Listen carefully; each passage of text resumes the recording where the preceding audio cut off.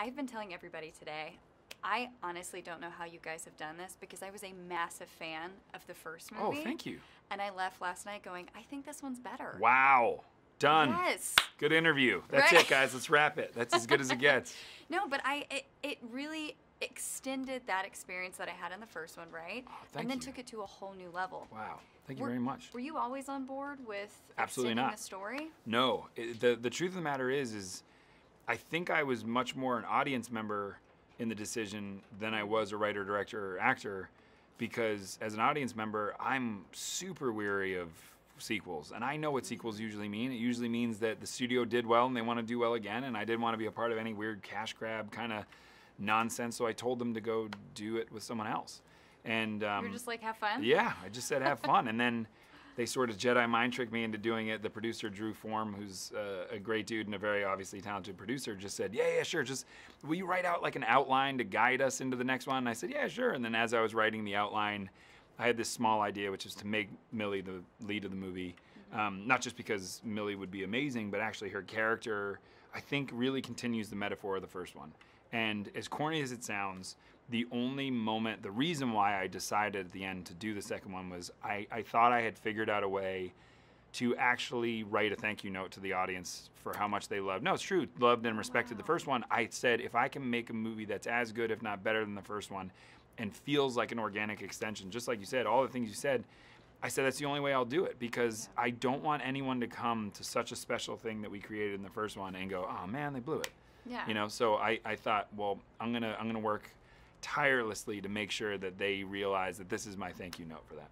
I love Millie in this. I mean, She's amazing. She's so talented. So good. Yeah. So talented. And I love Killian in this. I agree. Did you know that he was going to write you an email whenever you reached out to him? Had you kind No. of heard that through the grapevine? No, and I actually joked with him. He had said that he wanted to write me an email. He had never written an email to anyone in his career. And after he saw the first one, he wanted to write me an email to tell me how good it was.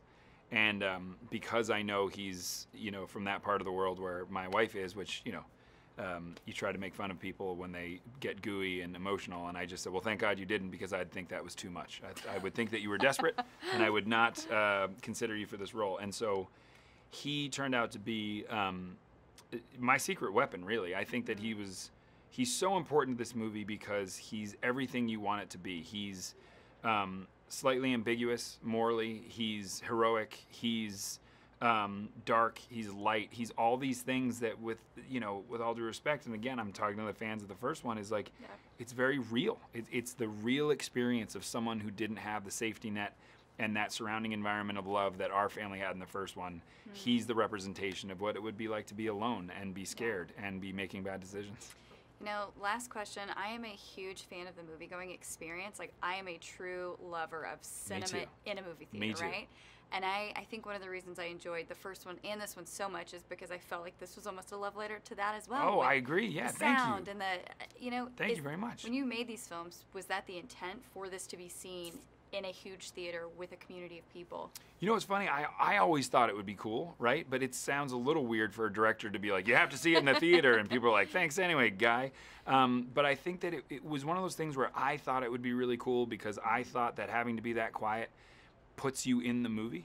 And in a way that I think they're trying to do with 3D and virtual reality, there's something to be said about the very basic level of audibly and emotionally, you can place people in the movie and make them feel that you're living by the same rules as these characters.